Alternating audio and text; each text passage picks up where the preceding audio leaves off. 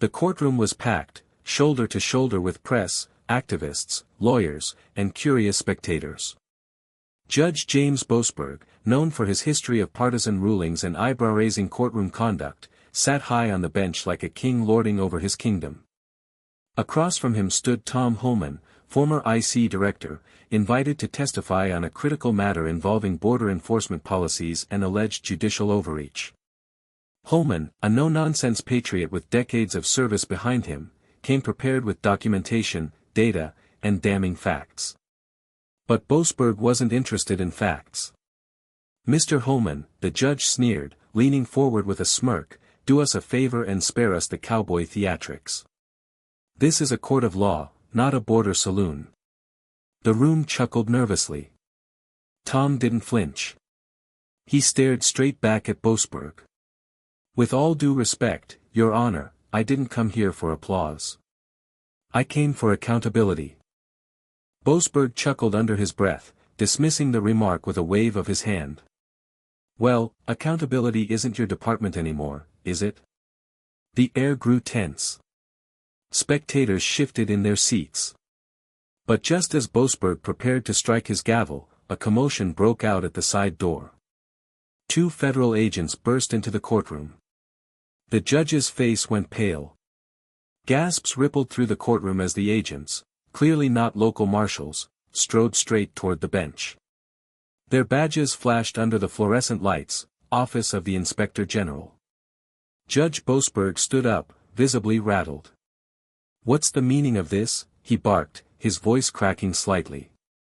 One of the agents, a tall man with a tight jaw and federal seal embroidered on his jacket, stepped forward and addressed the judge directly. "Your Honor, we are acting on a federal arrest warrant issued this morning. You are being taken into custody on charges of obstruction of justice, abuse of power, and tampering with federal immigration proceedings." The room erupted in chaos, reporters scrambling to record, phones raised, some shouting. Boasberg's mouth hung open as he looked around, as if expecting someone to intervene. Tom Homan didn't move. He watched with an unshakable calm, arms crossed. He had testified months earlier about irregularities, sealed case files disappearing, rulings reversed with no explanation, detainees suddenly released in violation of federal orders. No one wanted to listen. Until now. Boasberg finally spoke, but the arrogance was gone. "You can't do this. I'm a federal judge. I have immunity." The lead agent pulled out a folder and held it up. "Not from this. The investigation has been running for 9 months. We have surveillance, communications, and whistleblower testimony. Step down from the bench, sir." And just like that, the gavel slipped from Boasberg's hand. Boasberg was led down from the bench, his hands shaking as the agents turned him around and cuffed him right there, in front of the cameras, the crowd, and Tom Homan. "You're making a mistake," Boasberg muttered, but his voice was barely audible over the chaos erupting in the gallery. Tom didn't say a word. The agents guided the disgraced judge out of the courtroom as reporters swarmed the hallway. Moments later, the federal prosecutor entered the chamber and addressed the stunned room. "My name is U.S. Attorney Laura DeSantis. In light of Judge Boasberg's arrest, I have been appointed to oversee this matter. Effective immediately, his rulings on several immigration cases are being reviewed under emergency injunction." She held up a thick binder. This includes evidence that Judge Boasberg willfully suppressed documentation provided by DHS and ICE, documentation submitted by Mr. Homan, which clearly outlined national security risks related to certain migrant releases. Cameras clicked like machine guns. The press knew this was a story of national proportions now. Tom finally stepped forward. "For the last few years, I've been called a fearmonger, a fascist, a relic. All for warning that politics were infecting our justice system. Today, I didn't have to prove it. Boasberg proved it himself." He turned toward the gallery, meeting the eyes of every stunned observer. "And if he thought I came here alone, he was dead wrong." Just as the courtroom began to settle, a second wave of tension swept through it. The double doors opened again, this time with less noise, but even more impact. A woman in a dark blazer entered, escorted by federal marshals. Her presence drew immediate whispers. Tom Homan nodded solemnly. "That's her," he said quietly to a nearby DHS official. "She's the one who risked everything." U.S. Attorney DeSantis introduced her to the court. "This is Special Clerk Dana Whitlock. She worked under Judge Boasberg for 4 years. 2 months ago, she turned over sealed emails, deleted case drafts, and recordings. Her evidence was the tipping point." Dana stepped forward, her voice clear but steady. "I saw case files vanish from the docket overnight. Orders rewritten after hours. Deportation holds lifted without ICE notification. It wasn't a mistake. It was systematic." Gasps again. Some defense attorneys in the crowd looked visibly sick. She continued, eyes locking with Tom's. "Mr. Homan's warnings were dismissed. But I saw the documents he submitted. Boasberg ignored them deliberately. He wasn't applying the law, he was sabotaging it." The judge's bench now stood eerily empty, the symbol of his authority crumbling with every word spoken. And then, DeSantis dropped the final blow. Boasberg's personal communications included encrypted messages with activist organizations. He accepted undisclosed payments. A full RICO case is being built. Tom Homan looked down for a moment, then back at Dana. "You just did more for this country than 1,000 courtrooms combined." The news broke like a thunderclap across Washington. Federal judge arrested during live court session, whistleblower exposes deep judicial corruption, Tom Homan vindicated in explosive Boasberg takedown, cable networks ran the footage on repeat, Boasberg being cuffed in his own courtroom, the moment Dana Whitlock testified, and Tom Homan standing tall like a man who'd waited years for this reckoning. Meanwhile, inside the Department of Justice, panic was brewing. Several of Boasberg's former clerks and court aides had already been subpoenaed. Rumors swirled of sealed indictments and a rogue chamber investigation into other judges in the D.C. Circuit who may have been complicit or silent. Capitol Hill was no less shaken. Senators from both sides of the aisle called for immediate oversight hearings. A special committee was formed within 24 hours. Even lawmakers who had long criticized Homan's aggressive enforcement style now found themselves quoting his testimony. And Tom? He didn't gloat. He didn't bask in the spotlight. Instead, he held a quiet press briefing outside the courthouse. "I'm not here to say, 'I told you so.' I'm here to remind people what happens when politics hijack the justice system. People get hurt. The law becomes a weapon. And trust collapses."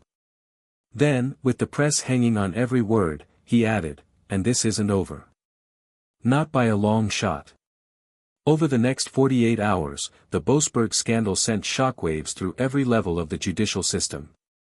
6 immigration cases previously ruled on by Boasberg were immediately frozen.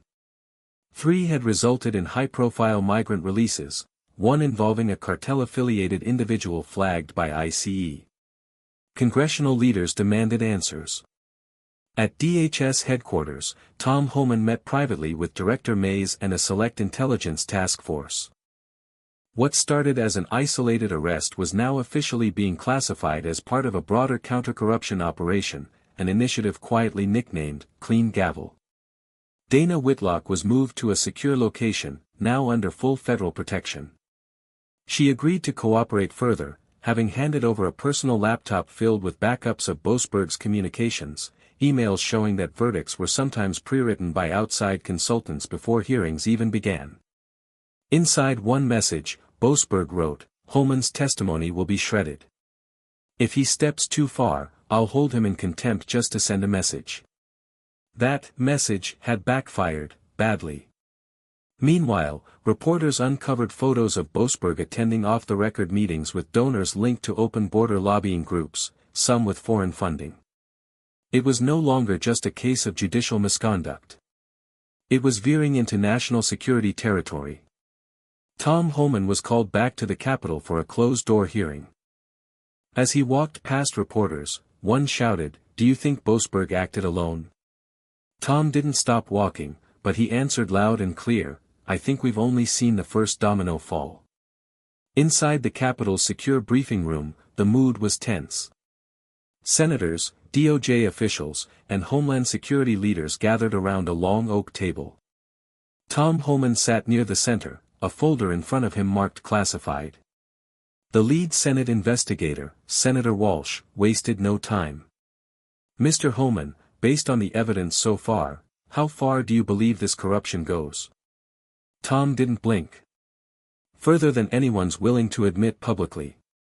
Boasberg wasn't just biased, he was part of a coordinated network. They buried ICE requests, altered files, and sabotaged federal enforcement orders. And he wasn't alone."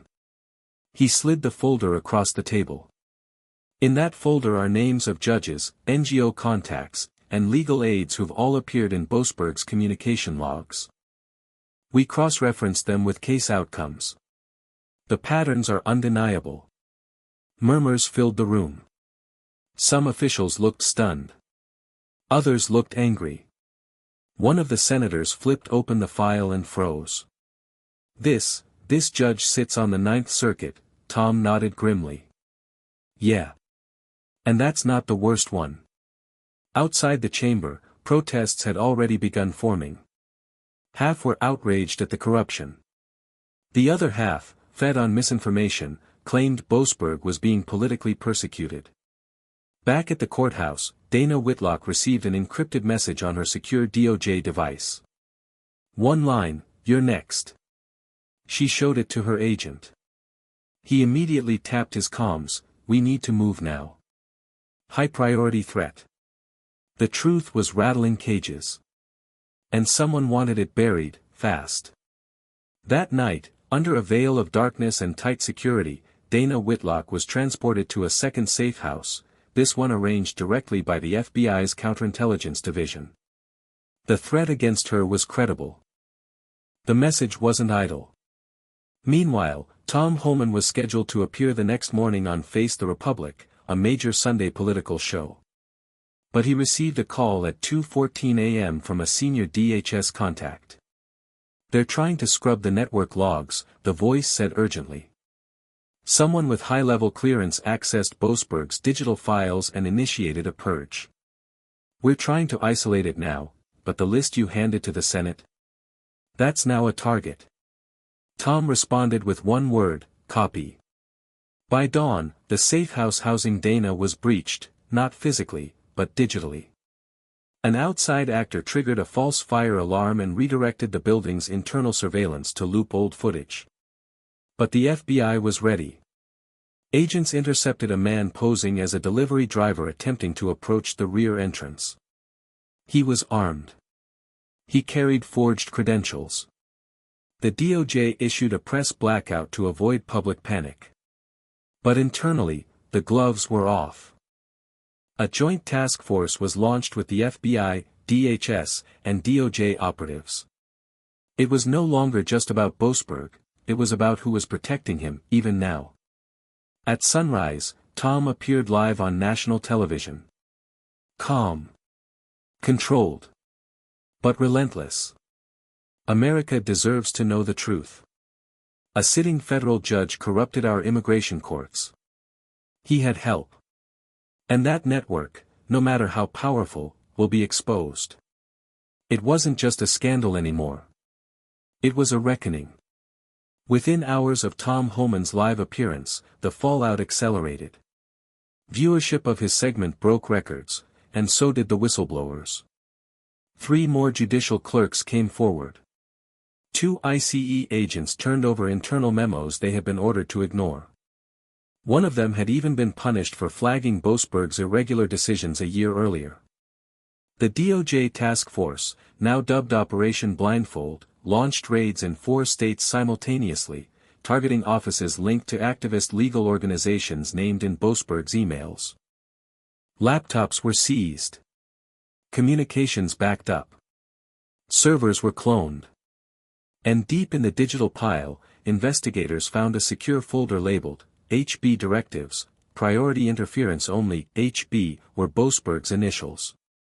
Inside, detailed strategies on how to stall deportation hearings, neutralize ICE presence, and selectively alter judicial assignments across circuits, all under the radar of official oversight. Back in D.C., the special Senate panel called for an emergency hearing.